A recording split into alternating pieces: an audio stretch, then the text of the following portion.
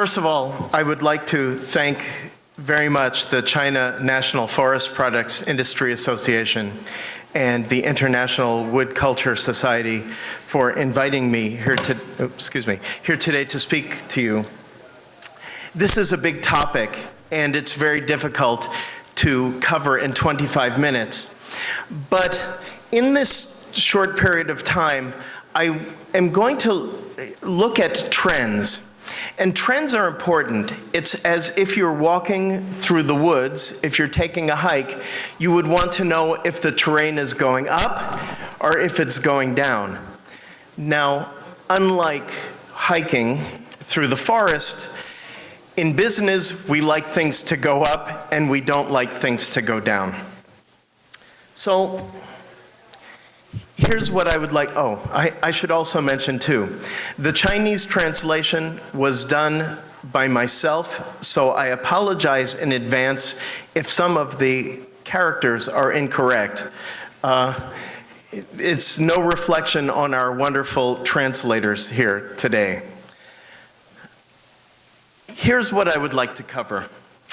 The first is a brief overview of the current situation in the United States, both in terms of the economics and the politics, and we will look a little bit to the future. The second is we're going to take just a snapshot, a brief snapshot of American wood products markets and imports. It was very well covered earlier today, so I will not mention that. And then I would like to talk about some challenges and opportunities for China and ASEAN wood producers and some strategies to move forward.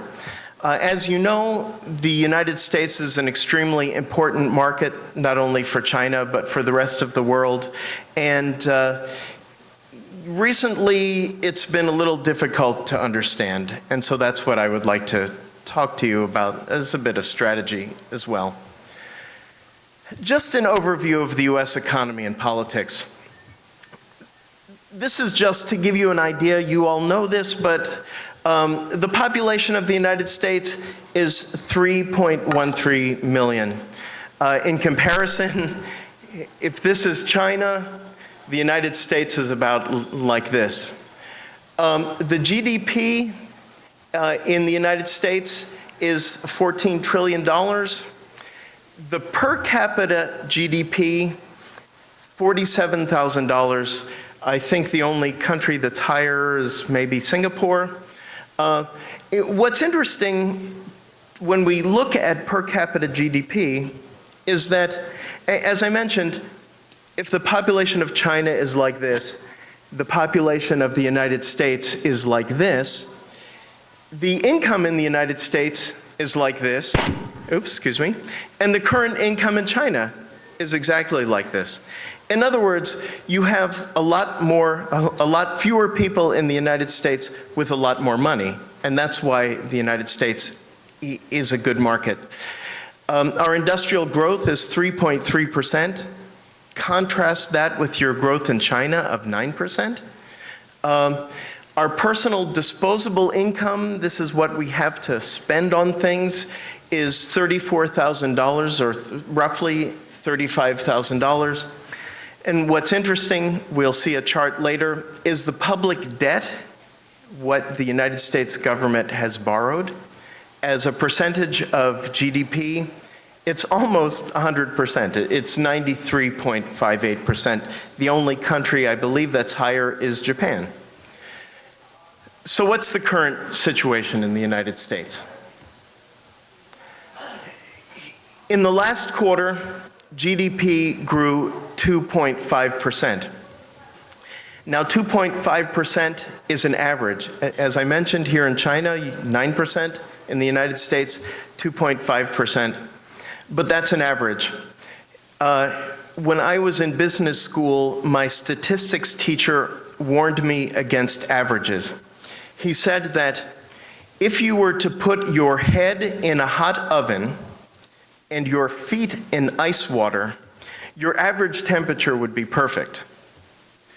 Well, actually, in the United States, we have some areas of growth and some areas that are higher growth and areas of lower growth. This map illustrates the growth patterns in terms of GDP in the United States. The blue states, the dark blue states, are the ones that are doing the best economic-wise. The light tan, brownish color states are the ones that are not doing well, as well. If you see on this map, the states that are doing well in the United States in terms of income, it's not surprising. California, home of Apple Computer. I'm sure most of you have an Apple iPhone. Texas, it's a state that's heavy into the energy industry. Also Florida has many retired people, has much industry as well, and then the Northeast. The center of the country is not doing so well. Now, unemployment in the United States, the official rate is a bit over 9%. But what this means is the people who are actually looking for work. Those who have stopped looking for work are not in the statistics. So if you look at the unofficial statistics, unemployment probably exceeds 16%, because the top line is people who want jobs but who haven't been able to find a job and who have stopped looking. Now, one of the problems we have in the United States is that income after taxes has stagnated. The line on top represents 1% of the population. They're doing quite well. The other 99% of the United States are the lines on the bottom. So you can see the disparity of income in the United States has grown over the last generation, practically. One of the problems we have in the United States, this is a problem you have in China as well, is that inflation is increasing. It's a bit hard to see from this chart, but as you can see, the blue line is spiking up. In the United States, the price of food and energy are going up. This is a problem that you have here in China with the price of food going up. Now, this is a very interesting chart. This is government debt. This is what the United States has borrowed, the United States government, rather, has borrowed to spend. If you look at the last line, and I'm going to walk over here,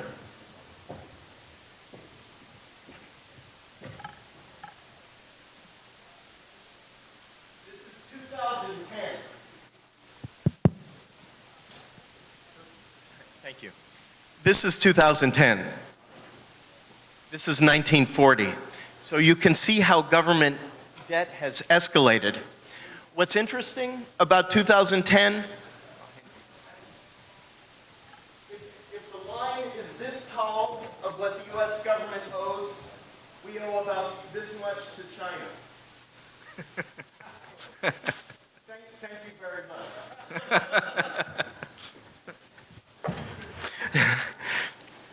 Now, this is one of the problems too. The US dollar, because in the United States we have the ability to print money, and the United States dollar is the world reserve currency, because we've printed more dollars, the value of the dollar is going down. Now, here is the value of the US dollar versus Chinese renminbi. Because China, your government controls the exchange rate, you can see that it's declined It's hit a plateau and it's declined a bit again. We can talk a little bit about trade friction in the future or later today. But one of the things that President Obama said at the G20 meeting is that he would like the renminbi to continue to strengthen. In other words, he would like the dollar to weaken against the renminbi, which presents many other problems which we can discuss later. Now I would like to look at the demand drivers. In other words, what creates demand for wood products. The first is housing starts. As you can see, the number of housing starts has dropped to historic lows. And this is from, I think, 1960 to 2011. Builder confidence. These are people who build houses. You can see that it's dropped. There was good news the other day. The builder confidence index went from 19 to 20. That's what's considered good news in the United States. It's still extremely low when you compare it with, say, 2004, 2005. Remodeling, which if people do not buy new houses, they will buy things to remodel, to renovate their houses. Again, it's lower. And that's another trend. If you look at what we spend on construction, the top line is single-family houses, so individual houses. The middle one is multi-family houses, and the bottom line is commercial construction. I'm sad to say, but it's a very steep drop. This is confidence on the part of consumers. Again, it's still quite low. If you compare it from, say, the 90s, it speaks for itself. The other thing is, and I know you can't see this, consumer spending is less, and at the bottom of the chart are household goods, things that people would buy in terms of wood products, doors and windows and furniture, the basic things that actually China produces. Again, we heard earlier about the Chinese furniture industry. Here are furniture sales in the United States. Again, they're near historic lows. Now I would like to talk about electoral politics and why this is important.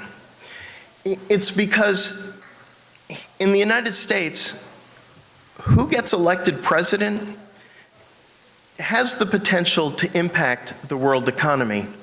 And I will make one prediction. One of these following people will become president of the United States. We have the current president, President Obama, and the pictures on the right are all of the Republican candidates. In the middle there is former Ambassador Huntsman, and 他会说中文，我比较好. He speaks better Chinese than I do. But the chances are, if there is a strong Republican candidate, they will probably win the White House because unemployment is so high in the United States. Now, what is the current situation?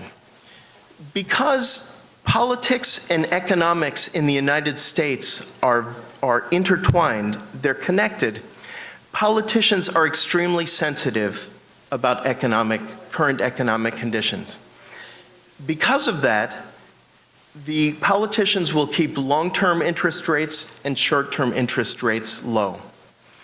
Because short-term interest rates are low, that also drives the value of the dollar lower. There will still be a high level of government expenditure. All governments, whether it's China or whether it's the United States, they're the same. When things are difficult, one way that they keep the society in balance is to spend more money. So in China, you have high expenditures in construction, in public infrastructure.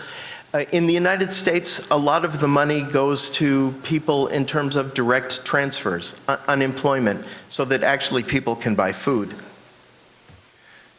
And as a result of low interest rates, as I mentioned, the dollar will continue to be weak.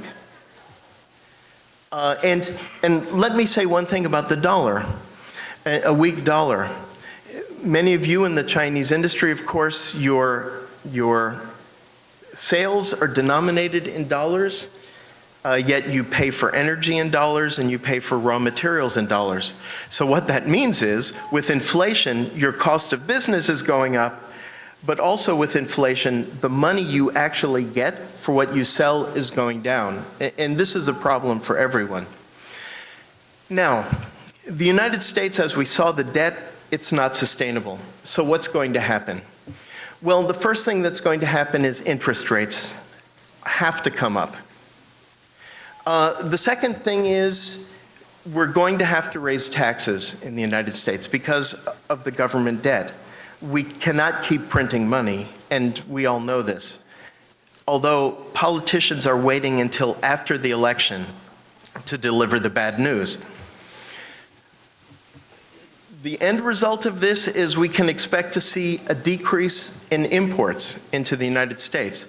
Americans have less money to spend on goods, less imports into the United States. And then another economic recession is a possibility, because right now government spending and government revenues are not sustainable. So it just might cause another economic recession. Now, just quickly, and I just have 2 slides. This is the American wood products market and imports. Hardwoods. You here in China use much American hardwoods. We had a production in 2010 of 17.3 million cubic meters, and demand at 16.4 million cubic meters, just to give you a size of the market. And then this is the plywood and veneer market. It was covered earlier. The revenue for the year 2010 was 2.5 billion. In imports were 1.5 billion. What's interesting is that we import, and we continue to import many panel products. And this, as you as producers here in China, this is an extremely important number. Now looking at the imports, and this is hard to see, but the first line here, and maybe I'll use the microphone again.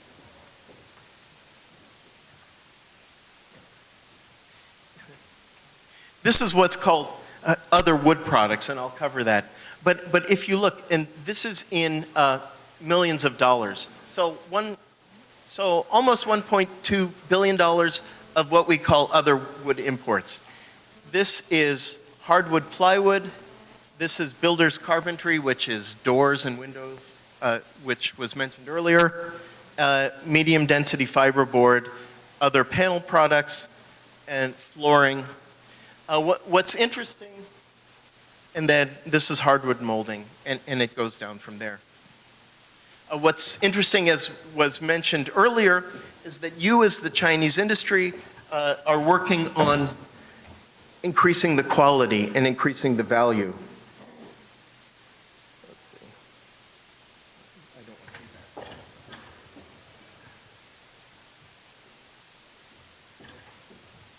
to do that. Now, what do we mean by other wood products? The basic things that if you go into an American house, you see lots of picture frames, kitchen utensils, decorative boxes, hangers, wooden window shades. This is what we mean by other wood products. And when you add all of these other wood products that you folks export, that's where we get the number. Now, here I'm just going to talk about a few challenges facing the Chinese wood products industry. First are trade barriers. I think it was mentioned earlier, US government action in terms of the International Trade Commission and anti-dumping. It happened with furniture. Most recently, it happened with engineered flooring. We also have regulatory barriers, meaning CARB, the California Air Resources Board formaldehyde regulations, the Lacey Act, et cetera. And one of the challenges you as an industry have is a stronger renminbi, because it makes you obviously less competitive. So here's the strategy and recommendations. Now, the first thing is, I mentioned to you that this is the good news.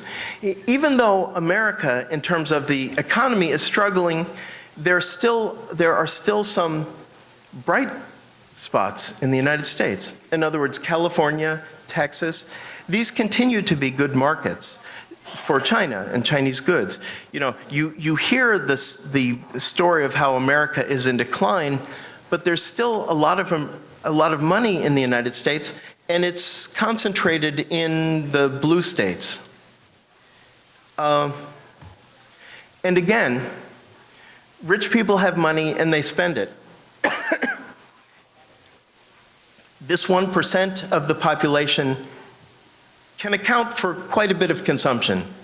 But also, too, people still have to buy hangers. They buy picture frames. So, you know, these are things that people consider necessities in the United States. Now, in giving you advice, because I'm an international consultant, I decided to ask a higher authority. And what I heard from that higher authority was to use some ancient wisdom from China. Before I came here, I asked the question to the Yi Jing. I said, what kind of advice can I give my Chinese colleagues about the future of the US wood market? And the hexagram that I threw was this one, which, if you can read it, and I will put, this is from the ancient text. I thought this was appropriate.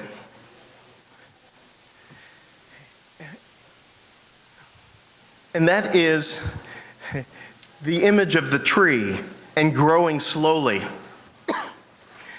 A tree faces many obstacles, but it continues to grow slowly around them, up towards the sun. So here are the conclusions. First of all, the economic conditions in the United States are serious, but there are areas of hope. It's not the end of the world. In the United States, a potential change in administrations, meaning from Democrat to Republican, I think will happen, and I think will bring back confidence of consumers and confidence of businesses. And then, no matter what the economic conditions are, people still consume. They still buy picture frames. They still buy flooring. They might buy at a lower level, but they still buy. And then the most important thing in terms of strategy is a well thought out strategy is required to identify potential opportunities and to capitalize on them. Now, each of you, if you're in the industry, know your strengths and your weaknesses. And I would say understand them, and America is still, for you, is still a land of opportunity. Please feel free to contact me. Excuse me. Here is my information, and I think the organizers also have it as well. Thank you very much.